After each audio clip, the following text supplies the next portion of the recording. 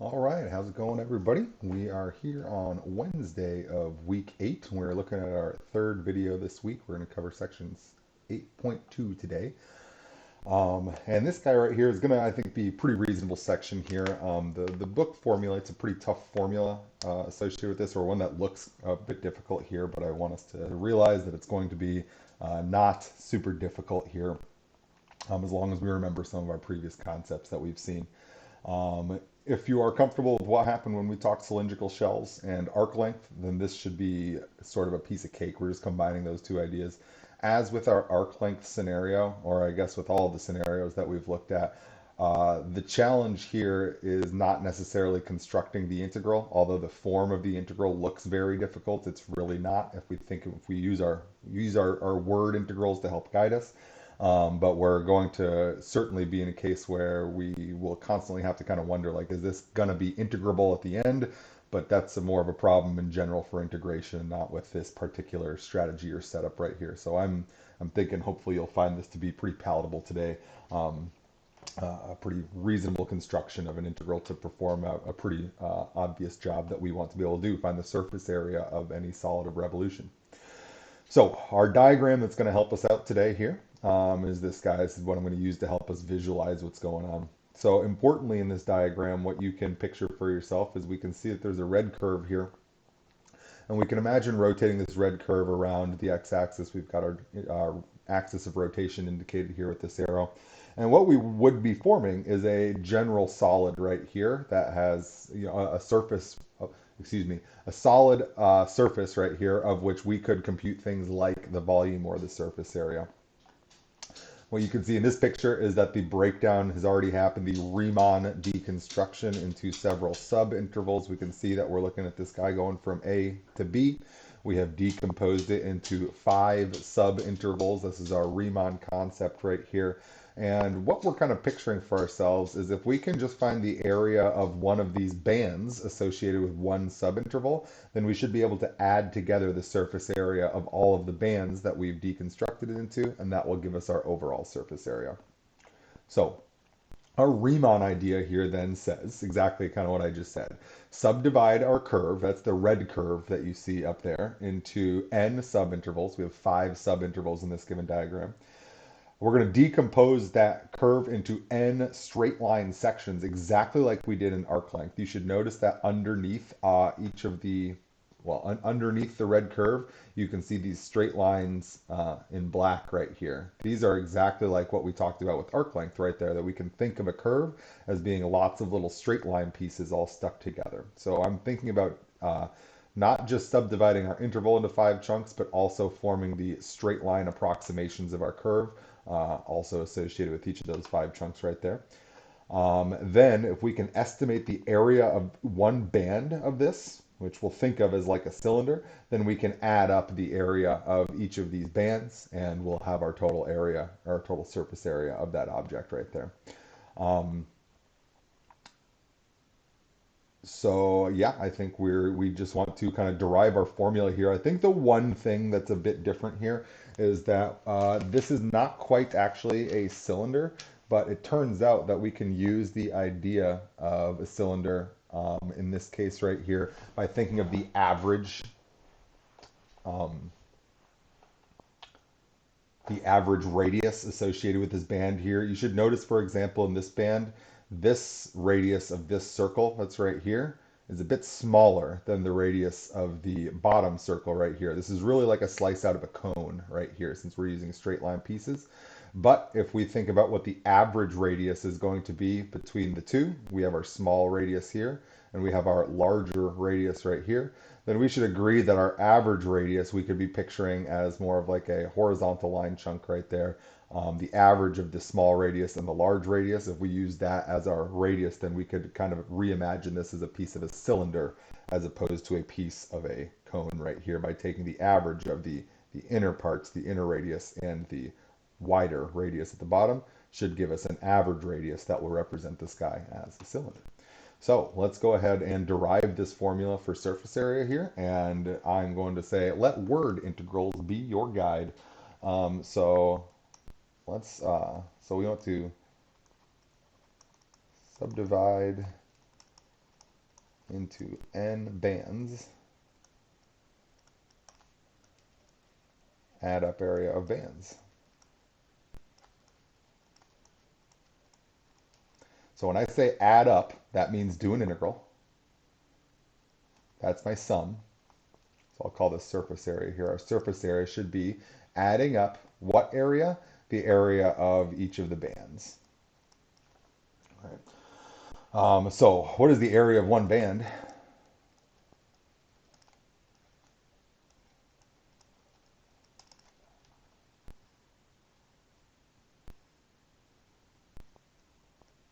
All right, so we're picturing that we've got some bands that look like this guy right here. Um, this okay, I'm gonna back up real quick because I want to make sure that we see the X stuff and Y stuff oriented in the proper direction here relative to our original picture. So we might be looking at a band that looks like this guy right here. There's our band. That's exactly the same as our green piece that we see up here. The only difference is that in the green piece we have a smaller radius for the top of the for the left side of the band, a larger radius for the right side of the band. Here in my diagram, I have just found the average radius of those two things, and that's not a part you're gonna have to worry about, so that doesn't matter anyway. And what I'm seeing right here is that this right here looks like the arc length. It's the length of that little arc of our subdivision right there, and we already know how to find arc length. We did that last time. And then here we have our circumference. So this is very much like our cylindrical shell method here, where we are finding in the cylindrical shell method, we were finding the volume of a cylindrical shell. So we were doing the height of the shell, the circumference of the shell, and then times like a dr term right here, the thickness of it, or a dx term right there. Here we're just looking at area rather than volume. But the important thing for us to realize here is that our surface area should just be the area of one band should just be, again, we imagine it's like cutting this thing open, right? I'm just going to cut it along one length right there and unfold it, and it should be giving me a rectangle here where this is our arc length and this is our circumference right here. So to find the surface area of one band is going to be pretty easy. It's just our circumference times arc length. And that's all I got to know. I'm basically done here. I haven't even thrown a single variable into this thing, and I'm basically done because I know the formula for a circumference. That's 2 pi r. And I know the formula for arc length. Okay, I guess I got to make a choice here now. Now that I've written this part, I either need to write this as dy dx or dx dy. So I'm going to just write this as our dy dx right here. Oops, that's a squared right there. And dx. So this was our arc length term. Arc length. Wait, what? Arc length. Length. Arc length. Here's our arc length term, and here's our circumference term. All right, so we get these guys to match up right here. And so the only difference here is that we should just recognize here that r needs to be in terms of x, in this case right here. So maybe I can just state this two different ways. X equals a to x equals b. In this case here, you should notice that what is our radius going to be? If I'm trying to accumulate my bands as I move in the x direction, right? So here I'm picturing, as we are in this diagram up here, that we are adding up bands in the x direction. So I know that my bounds of integration are going to be from x equals a to x equals b. I know I'm going to have a dx on the end of my integral. What that says to me is that the radius of this band, notice we're measuring the y value. So it's really the height, but in terms of x. So I'm going to say this guy here as y, but it's really y in terms of x, right? So I'm going to say this as y of x right there. It's just the height. This is the radius right here. And in this case, this would be 1 plus dy dx squared dx. Alternatively, another thing that we could do is if we are going to be rotating this thing around the y-axis here, then we can imagine that we've got some bands that we're adding up in this direction out here, And so now we can think of this being as y equals c to y equals d. In this case, our circumference is still 2 pi r, but notice here, in this case, r is our x distance. So I'll call this x in terms of y. That's right there. And here we get our arc length information, but all we got to do is just swap our dx or dy dx into dx dy to get our appropriate formulation there. So these are our two different arc length formulas, depending on if we are accumulating our arc length in the x direction or in the y direction right there. And it's really just a circumference, 2 pi r, times an arc length, squared of 1 plus dy dx squared dx, or flipping those terms and getting the dy stuff right there. So I would strongly encourage you to think of your formula like this. This is the way that I know how to do surface area stuff, is I know that I'm adding up the area of bands, and those bands have area that is equal to their circumference times their arc length, as described in this picture right here. Arc length times circumference. We're just cutting one band open to picture it as a true two-dimensional shape and finding its area right there. So let's go ahead and use these formulas for some things of interest right here. We're going to start like we typically start, and we're going to start with something we already know. But I'm going to sort of jokingly say here, I don't actually think that you know the thing that I'm saying that we already know. So I am going to talk at the end as to how you should sort of know this geometric fact right here. What we want to do is let's go ahead and determine the surface area of a sphere, of a general sphere of radius r. And the known answer, the thing that I am thinking that we might know from geometry, what is the surface area of a sphere? And go ahead and think to yourself, wait, do I know the surface area of the sphere right now? I'm assuming that maybe about a quarter or a third of you do, but typically it's less than half of my students that actually know this one. It is 4 pi r squared. That's the answer I'm going to expect to get out of this guy here. And I will say right here, oop, oop. That wasn't it. There we go. I'm assuming that a bunch of you don't know this formula from geometry, but what I end up finding when I ask this to a class of people is typically the case that people can't tell me 4 pi r squared for the surface area, but it's typically the case that a lot of people do know the formula for the volume of a sphere. And I'm going to talk at the end as to why you should have those two pieces of information deeply connected in your brain here. So this is kind of what we'll come back to at the, I'll kind of wrap up by saying, you should know this, and there's a reason that you should know this if you know the volume. If you know the volume, you should know the surface area, and vice versa. We're going to talk about that at the end. In any event, this is a general geometry equation right here. You can, this is like listed in the front cover of your trig book, stuff like that. So even if you didn't know this, this is sort of general geometry knowledge right here. So let's go ahead and see if we can derive that formula here. The sphere of radius r is the volume, or is the solid obtained by revolving a circle of radius r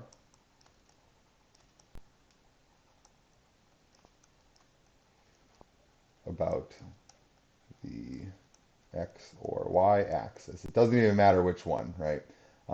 We get so much symmetry with circles and spheres that we could kind of do this anyway.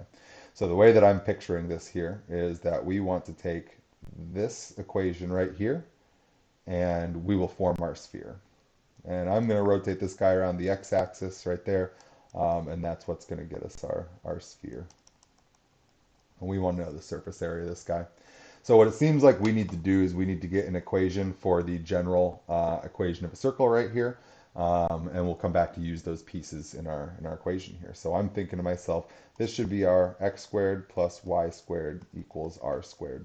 That's my general equation of a circle.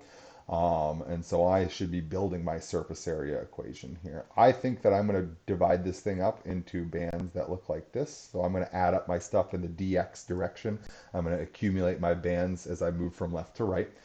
So some things I'm seeing here. If this is a circle of radius r, then these x values certainly go from negative r to positive r right there. So my integral here should be from negative r to r. That's my x values of interest.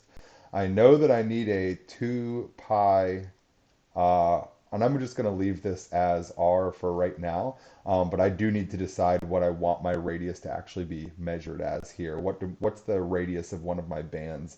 And here I can see that radius of that one band that's right there. Maybe I'll call this r star for right now to say it's my general radius here. I am also multiplying this by my surface area formula, 1 plus, in this case it'll be dy dx squared dx because I'm adding up my bands in the x direction. So it seems like the two things I need to be able to fill out the rest of this formula is I need to know, in general, what is the height of what is the radius of any of these guys? It's going to really be y. Right, so maybe I should really just be saying this goes from negative r to r of 2 pi y. My radius is my heights in this case because I'm adding those objects from left to right. And square root of 1 plus dy dx squared dx. So it looks like the two things we need are y and dy dx. So let's go hunt for those things from our equation here. So first things first, I can easily see, I know I've done this algebra about a million times in my life right there, solving the equation of a circle for one of its variables, subtract the x squared over, take a square root. I am only looking at the top half of the circle, so I'm only keeping the positive part of the square root. When I go to find dy dx, this is not too bad right here. I'm just going to think of this guy as r squared minus x squared to the 1/2. That's going to help me take my derivative. The 1/2 comes down front. We leave the inside parts alone. Subtract 1 from the power, multiply by the derivative of the inside function. We can see here, and I think we actually did this one in the last video here, 1/2 cancels with 2. We are left with a negative x in the numerator. This is 1/2 is a square root, negative says denominator. So I'm seeing here a negative x over square root of r squared minus x squared. All right, so we've got the pieces that we need now. Let's go ahead and assemble these into our integral here.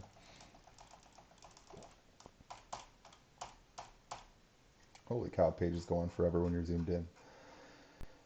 All right, so what do we got here? I need my y parts. There we go. I got my y parts on the screen now. So I am looking at this 2 pi is a constant, can come out front. Integral from negative r to r. My y, which is really my radius in this case, is square root of r squared minus x squared. Underneath this square root, I have 1 plus. I'm going to square dy dx. I'm going to square this thing. So notice when I square it, negative things become positive things, so I'm going to ditch the negative. X on top becomes an x squared.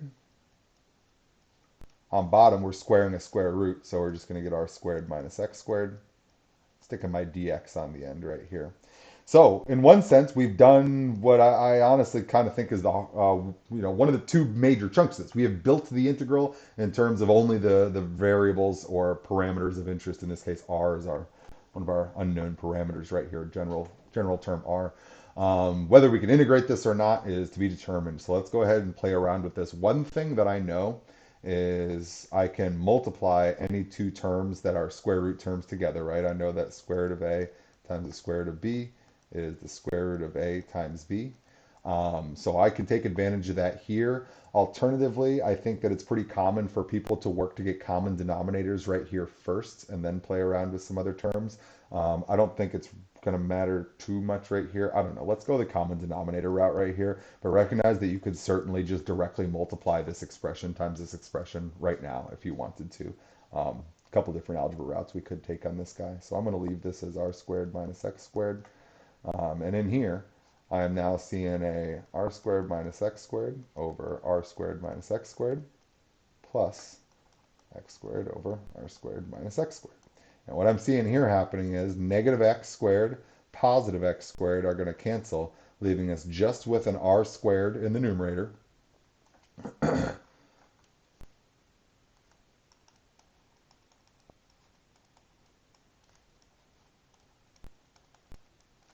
So just an r squared left in the numerator means the square root of r squared is just r, divided by the square root of r squared minus x squared, the stuff that we still have down there on the bottom.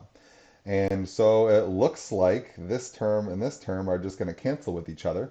And it looks like I am left with just 2 pi R is just even a constant, integral of just 1 dx again. We actually ran into this scenario yesterday. It's not going to get much simpler than this.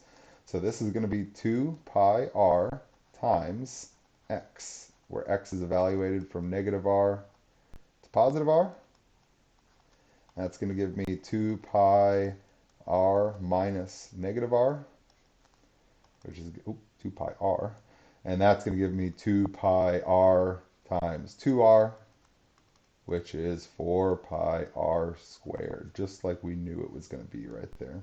So hopefully this is your affirmation that we're doing the right thing here. We did get the known results associated with the surface area of a sphere when we did this. And so I feel pretty good about our setup right here. Again, notice that we could have actually multiplied this term through right here. What we would have gotten is r squared minus x squared times 1 is just r squared minus x squared. R squared minus x squared would have canceled with this denominator and just left us with the x squared. So r squared minus x squared plus x squared leaves me just with r squared underneath the whole square root, which leaves me with just r remaining alone in the integrand right here, which is exactly what happened to us. R was the only thing that survived in the integrand, and then really it's just a constant relative to this integral, so I pulled it out right there. So you totally could have done this technique also algebraically right there. It would have gotten you to the same place. So hopefully you didn't find that one too crazy right here. Again, our formula for this thing looks difficult. 2 pi times a function times the square root of 1 plus the derivative of a function squared. It definitely seems gross, but as long as we're comfortable with just thinking of this as circumference times arc length, I think this is actually pretty dang easy. As you might guess, a bunch of these get to be non-integrable. We end up getting some pretty terrible integrands for general functions here, but it doesn't change the fact that this is the correct way to set up a surface area idea right here, right? So I conceptually, this is a great idea. Conceptually, this should help you think about how integration works in the same way that our disk and washer method, our cylindrical method, our arc length formulation, all those things are like really, to me, they're sort of like the essential thoughts about thinking about integration. I like that I feel like I could easily come up with this on my own if I were tasked to do so, because I can think easily about subdividing a known object into lots of other approximating objects and adding them up. That's all that we're really doing when we're integrating here. So let's go ahead and look at another very interesting example, or I should say an interesting example, because the sphere is about as uninteresting as it can get, I think. Gabriel's horn. This is a very classic example in calculus and geometry of showing us how thinking about infinity makes you be wrong about how things might work. And so Gabriel's horn is not a super complicated shape. It's just the curve y equals 1 over x, and it is revolved around the x-axis for x values greater than 1. And it's called Gabriel's horn. I don't know who Gabriel is. Maybe it's referencing like the Archangel Gabriel or something like that. But anyway, it looks like a trumpet bell, right? It's 1 over x. So what I'm picturing here is we've got our 1 over x function starting at 1. So we are going to take this stuff right here and revolve it around the x-axis right here.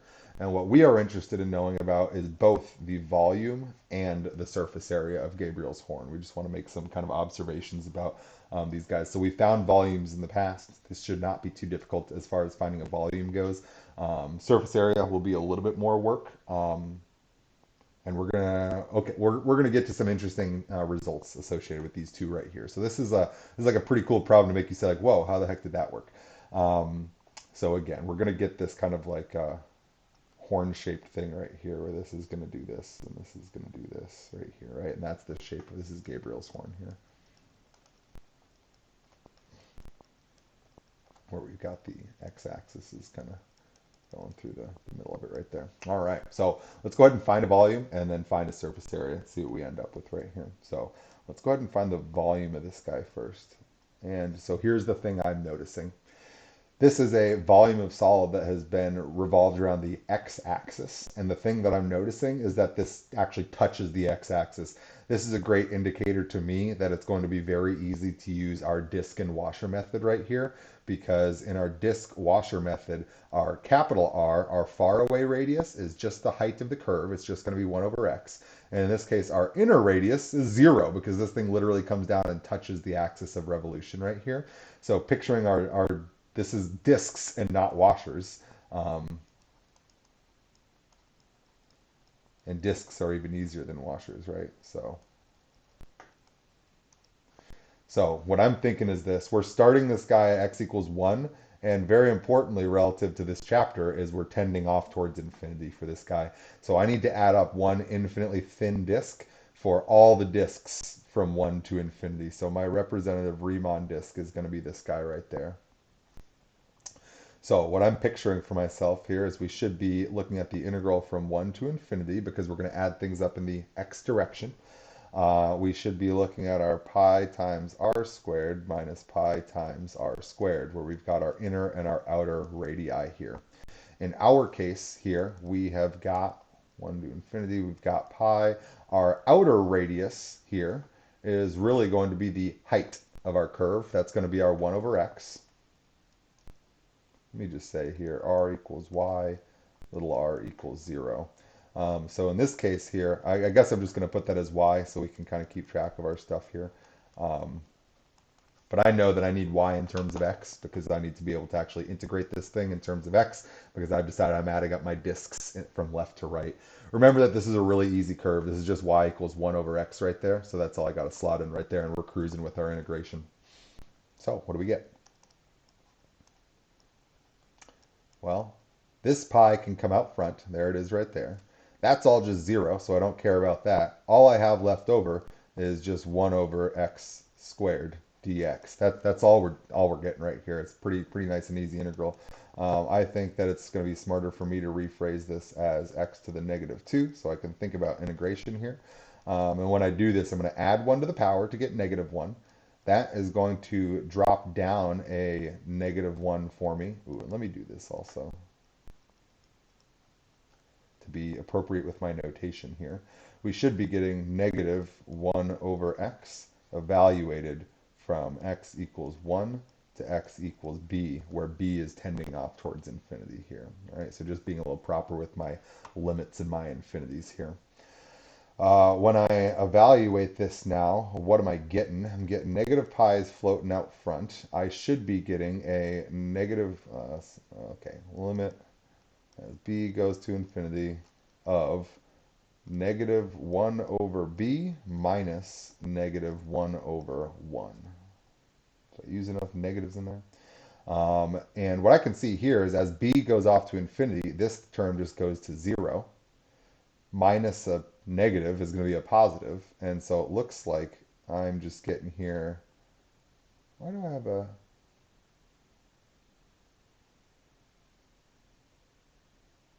Oh, I see. I doubled up this negative. I was getting confused as to why I had two negatives going on here. I made a mistake right here. This negative is that negative, and I kind of tried to pull it out front, but then I left it inside right here. So let me just get rid of that guy that's right there. Oh yeah, I keep on forgetting. I do have, I should be able to do that. Okay, I should ever erase here. Okay. Um, so the negative from the integration, I'm pulling out front right there. That goes with the pi. So now when I'm dealing with this, oh, okay, now let me fix these negatives that are down here then.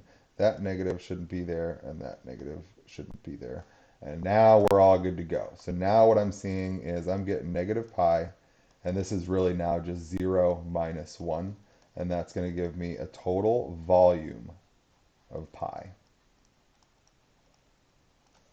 Right? So we found the volume of Gabriel's horn. And the interesting thing here is that despite the fact that this is an infinitely long shape, it has finite volume. And I mean, talk about just finite. I mean, even if the volume was like a trillion, I feel like I'd be kind of surprised. This is only pi is how much volume we've actually accumulated right there. So a finite volume of pi right there. So now let's go ahead and do what we're actually here to do today and find the surface area of Gabriel's horn. This will take a little bit more work, but it's really not too much worse here still. So for our surface area, again, I'm thinking that we're adding up things in the dx direction. So right away, I can form my integral of interest. I know that my x values are going to go from 1 to infinity. I know that I'm looking at some kind of 2 pi r, but I'm again imagining my radius here is basically the same thing as this radius right here. It's still the height of the function. That's the radius uh, of the circumference that we're building up right here. In a sense, still just a disk. So I'm going to write that as y in there because y is the height that defines the radius of the Riemann object that we're adding up.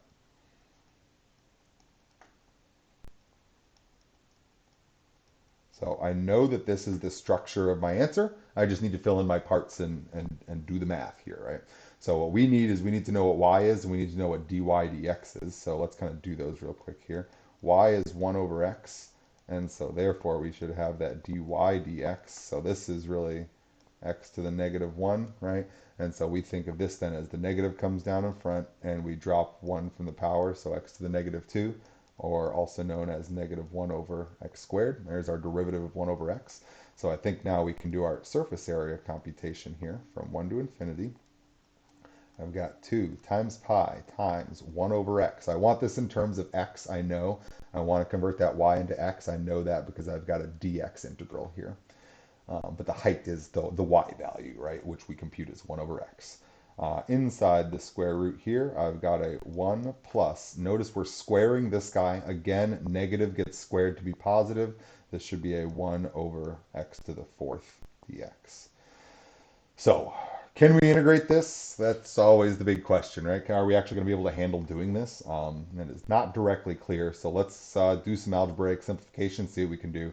Very typically, it's our move that we regularly want to do things like get some common denominators underneath the square root. That's not an equal sign right there.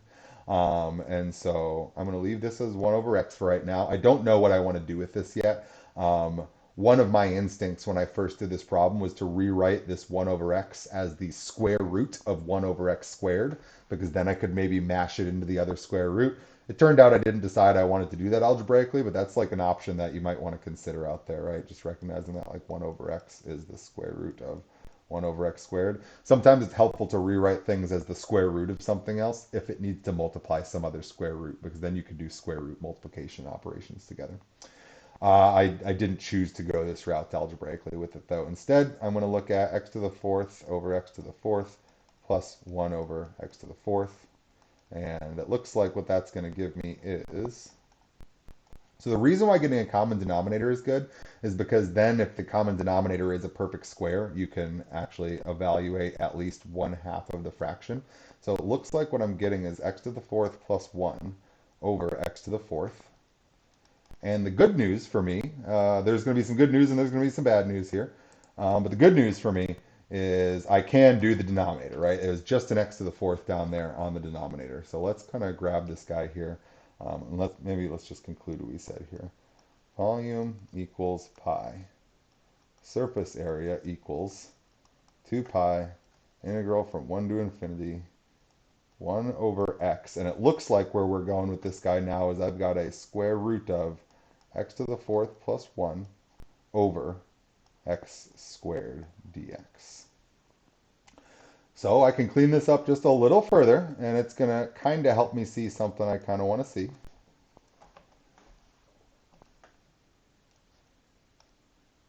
The nice thing is we've got a 1 over x, and we've got some over x squared stuff. So what I'm seeing is x to the 4th plus 1 is still under the square root over x cubed dx. So what are we going to do with this guy? Well, I don't know.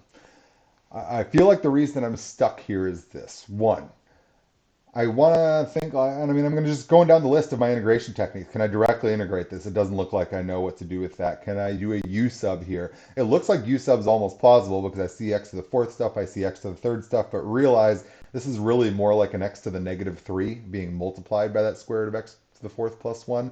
I can't deal with the du term being a denominator term because dx is part of the numerator, right? So u sub doesn't seem like it's going to work out. Integration by parts, integration by parts, we're always hopeful that there's going to be either be a circular term, like an e to the x or a sine of x, or that we're going to see a term that will actually decay, a polynomial term. But I don't even actually have any polynomial terms here. I have a radical term that I know we're going to go from fractional powers. It's going to kind of skip over a power of 0, power of 1/2 to a power of negative 1/2. That x cubed down there, remember, is really an x to the negative 3. It's just going to keep on decreasing in power, x to the negative 4, x to the negative 5, stuff like that. So I don't see any way that I can, in a sense, decay a term or have a term be repetitive, be periodic in its derivatives here. So I don't feel like that integration by parts is going to work out. As far as trig sub goes, I see an x to the fourth plus 1, but that doesn't, and a plus 1 in there. I really don't think that that's going to help me with my trig identities. My trig identities are very much dependent on things being squared in there, not being to the fourth power. So I feel like if that's the route we need to go, then that's going to be a bit of a toughie. So I feel a little stuck here, right? This is kind of my issue. I feel a little stuck. And so now is the time where I start to do my whiny, complainy things where I'm like, man, why do I got to do such hard integrals? This integral will be so much easier if blank. My question for you is, if you got to just change the problem to be just an easier problem so that you weren't inconvenienced right now, how would you change this problem to make it a lot easier for yourself? I've got ants crawling across my camera right here. How would you change this problem to make this easier for yourself? What's the thing that's making this hard for you? And it turns out to me that the thing that makes this the hardest for me isn't even the fact that there's a square root right here. That square root doesn't bother me so much as the plus 1 underneath the square root bothers me right there. If that plus 1 wasn't there, then I could take the square root of x to the fourth and get x squared. X squared over x cubed I could handle, blah, blah, blah, blah, blah. I could do the rest of my integration, get an answer right here. So I'm thinking to myself, well, how is this related to this guy here, right? If I wanted to just change the problem, which is not what we want to do to actually get our answer here, but here's what I'm thinking to myself. I know that this fraction right here is guaranteed larger than this fraction here for all positive x values, because the numerator of this fraction is always going to be a little bit larger. It's always going to have plus 1 underneath that square root added to it. So the numerator of this fraction is always bigger than the numerator of this fraction over here. So what I know is that our quantity of interest is larger than this simple quantity that I actually can discuss. All right, see where I'm going here? I got stuck. I literally don't know what to do with this. But I do know that I can say that this is larger than something I can handle over here. So let's go ahead and make some statements now about this simpler guy right here.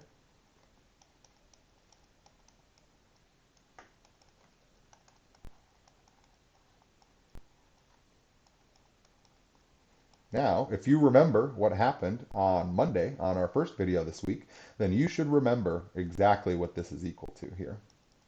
We can still do it though. Let's go ahead and do this one more time. This should be 2 pi times the limit as b goes to infinity of, what do we get out of this guy? This should be the natural log of x evaluated from x equals 1 to x equals b, not infinity right there. Infinity is not a number. So this should be 2 pi times the limit as b goes to infinity of natural log of b minus natural log of 1. This is 0. This is right here going to be infinitely large. So this diverges to positive infinity. Notice that this quantity that diverged to infinity is smaller than our quantity of interest.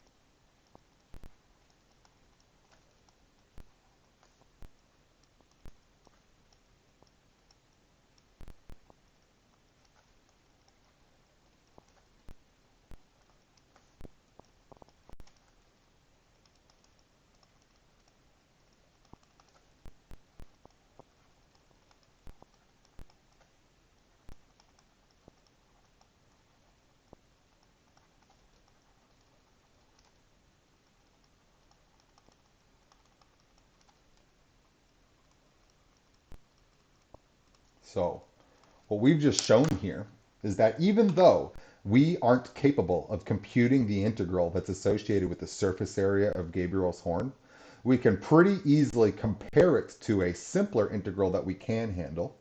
Our integral of interest, the surface area of Gabriel's horn here on the left, is larger than this easier integral that we constructed on the right.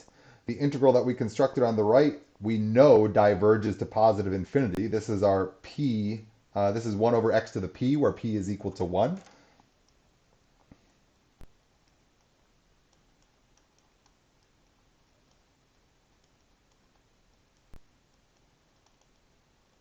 What we learned on our first video this week is that when we integrate 1 over x to the p with p equals 1, that we're going to experience divergence, and that's exactly what we get right here. So again, our surface area was bigger than our surface area that we couldn't compute is bigger than an integral that we can compute. The integral that we can compute diverges to positive infinity. Since ours is even bigger than that, it must also diverge to positive infinity. So the very strange thing about Gabriel's horn, the unintuitive thing, is that Gabriel's horn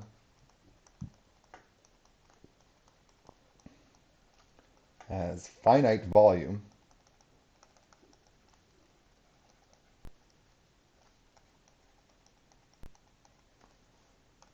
but infinite surface area.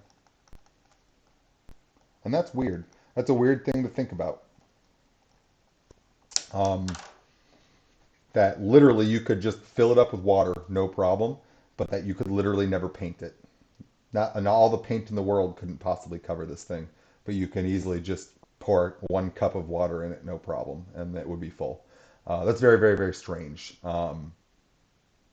And so weird to think about. And so again, infinity kind of ruins the way that we think about geometry a little bit right there, I feel like. And so it's good to notice in these cases, by the way, that just because you come up against an integral that you cannot compute doesn't mean that you can't ultimately determine the most meaningful thing to say about the integral. If what we're trying to get out of this information is that it diverges, you're never going to get that information from just working with just this one integral. We had to compare it to an actual manageable integral that we knew about its divergence so that we could make a statement about our integral of interest right here.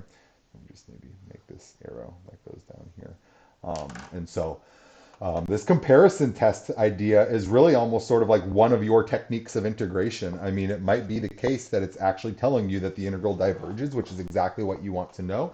Or it might be saying, it might have at least been the case that down here, what if we at least got like 6 pi for this answer? Well, then we could at least say, okay, well, Gabriel's horn, okay, actually in that case, sorry, if we converge, we couldn't have said anything about this because it's larger. If this converges, but this is larger, this could still be infinity. But the point is, comparison test is still helping you place at least a bound on the value of interest, and that's better than nothing out there. So recognize that, like, and as I phrased this, I think my phrasing for this was important. I literally think to myself, like, okay, I'm going to start being a whiner right now. If I were a complaining whiner, then how would I want this integral to look so that my task is easy? It turns out that's like helpful. That's not like an annoying complaint that I'm making right there. That's actually like a useful statement for me to make. Literally just think of something that's easier, but know what the difference is that you made to adjust it. I didn't just say, well, it would be easier if it was just square root of x to the fourth. I also said the very important part of saying, I also know the relationship between these two integrals. I know that if I just drop that plus 1, then we are guaranteed to be getting smaller results over here, and that allows me to make the comparison that was critical to our kind of overall evaluation right here.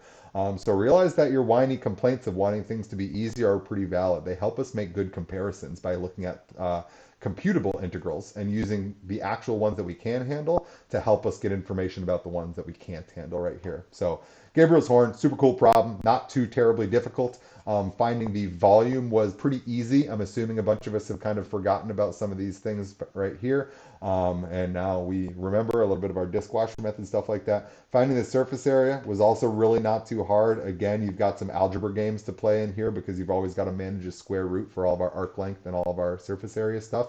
But that also didn't end up too terrible. We ended up a little bit stuck, but we complained ourselves to victory here. And that's a pretty legitimate route, it turns out, as long as, and again, you can't make non-academic complaints. That's my kind of deal with this. You can't just say, well, this is hard, I just want it to be this. What you can say is make an academic complaint, which is to say, well, it would be nice if x to the fourth plus 1 was x to the fourth, and I know that that would make my resulting integral smaller than the original integral. At least making the academic complaint of saying, and I know what influence that would have on the result, that's what allows you to make the complaints academically and intelligently in this scenario right here. So I think that symbol, the greater than symbol, is in a weird way, it's probably the most important thing I identified in this entire problem right here, is that I can compare this undoable integral to a doable integral and know the relationship between them.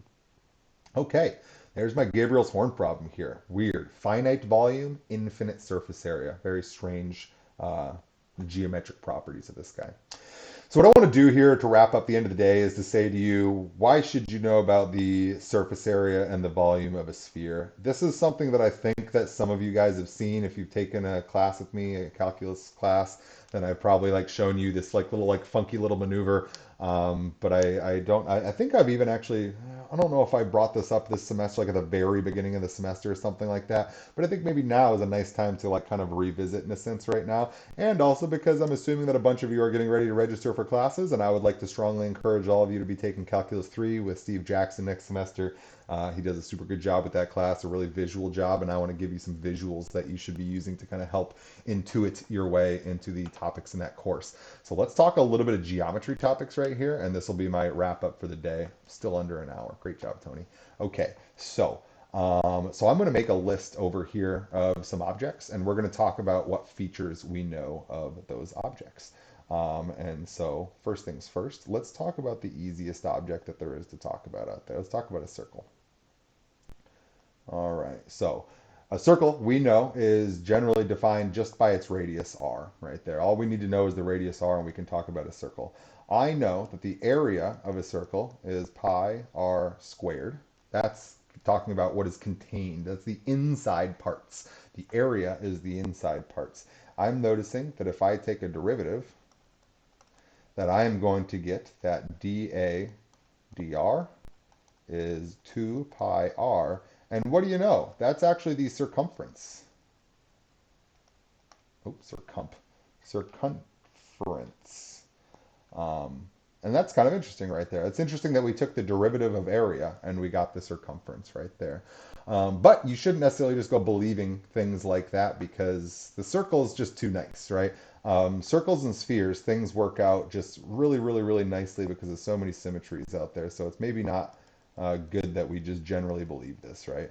But notice also over here we have, if we want to instead talk about a sphere, also has radius r, that some of you maybe know the volume of a sphere rather than the surface area. If you were to tell me one of the two features of a sphere, I find that typically a few more people can tell me the volume than can tell me the surface area. The volume of a sphere is 4/3 pi r cubed. And notice that if we take a derivative again, that we're going to get that the derivative of volume with respect to radius, well, the 3 is going to pop down and cancel with the third down there, and it's going to leave us with 4 pi r squared. And what do you know? That's the surface area of this thing right here. Well, that seems really nice that we keep on getting this relationship where we describe what is contained by the object, and we take the derivative, and we get the edge of the object. This is what's contained by the object. We take a derivative, and we get the edge of the object, the surface area. But again, I'm sort of cheating here because I'm just using the literal nicest shapes in the universe, circles and spheres. So what if I do this a little bit differently here? What if we take a somewhat less nice shape? And I'm going to immediately admit the square is like the second nicest 2D shape after a circle. But it's okay. We're still trying to get this squared away here. What this idea is that we've got. So typically we describe a square with side lengths. And so if I think of side lengths of x right here, then our area should be x squared. And if we take a derivative, what we're kind of being led to believe is that we are containing the object, the area contained is x squared. What I'm sort of expecting to get is the edge of the object, which in this case would be perimeter, right? So we take our derivative of area with respect to x, and here I'm getting 2x. And I'm noticing I was expecting perimeter.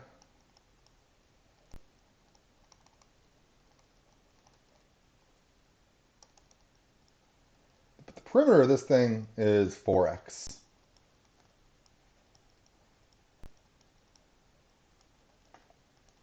So it looks like this little fancy thing I'm trying to set up here didn't really work, right? What I'm trying to show is that if you take the derivative of what is contained on the inside, then you will get the containing object on the outside, right? The derivative of area is circumference, which is just a fancy word for perimeter. The derivative of volume is surface area. But that didn't seem to work right here. But here's the reason why. I changed my system of measurement right here. In each of these two previous cases, I was measuring from the center of the object. Over here, I switched my system of measurement. I'm now measuring from the edge of the object. That's not the way that I was doing this before. Let's try again. And let's measure from the center.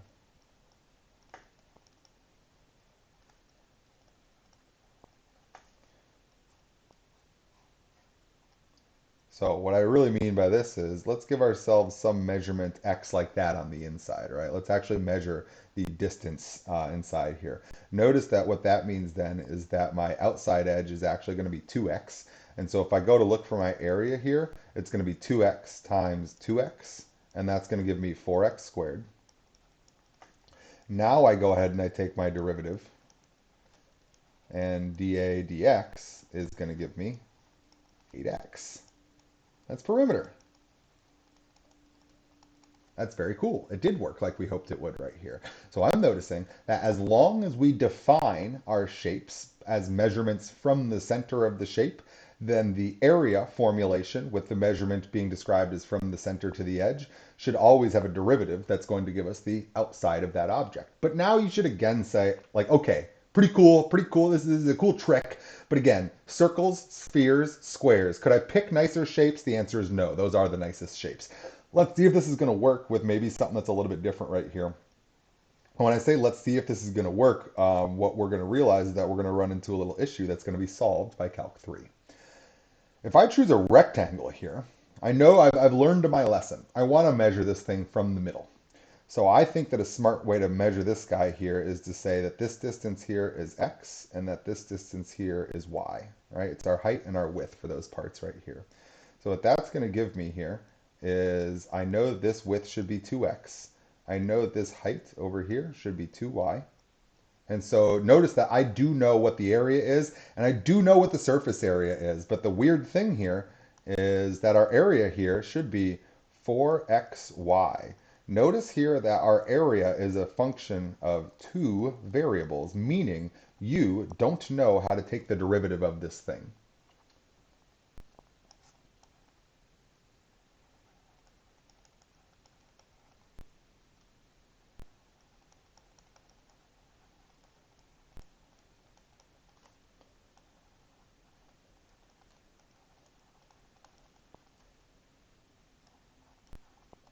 Right? So that's next class is when we actually learn about this. But here's the sweet thing, is that I'm going to ask you right now, how are we going to end up taking the derivative with multiple variables when we get to Calc 3? And the reason that you should know the answer is because you can see the pattern that we've established on this page out here. It should be the case that when we take the derivative of the amount contained within, we get the amount of the containing object, right? The derivative of area should always be perimeter. So I know what the perimeter of this thing is.